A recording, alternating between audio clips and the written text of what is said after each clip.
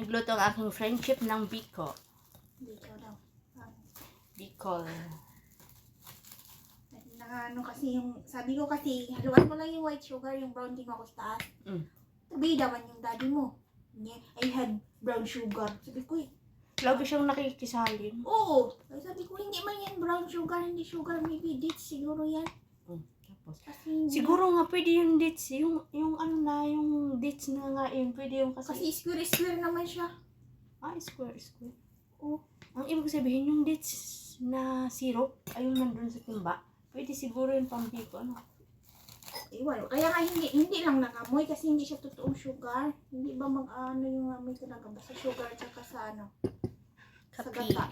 Hindi siya magka-match. Ano lagi mo? Ay, may gata pa pa ganun. Wala nga naman yung gata. Yan din ang lawas yung amoy.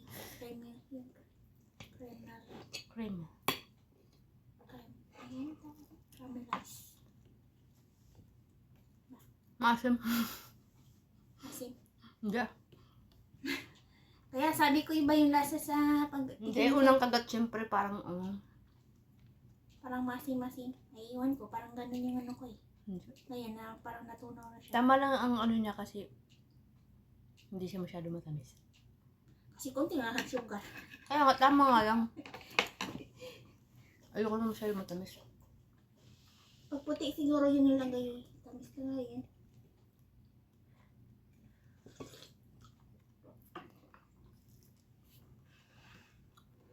Tapos, niyog. Para ano siya. Naniyog kasi konti na yung niyog. Isang ganun lang sa piraso. Nakakabit yun. Ginamit na niya. Wala, nandun pa. Baka bulok na naman. Nabuksan. Isang buwan na siya yata. Pag uwi ko pa, pagbalik ko pa yun. Oo. Ito, bolster boarda na. Pag may hilo-hilo na nga yung banda sa ano niya, sa lalim talaga. Sa bagol. Hindi ko malapit ito masira. Gamitin mo na.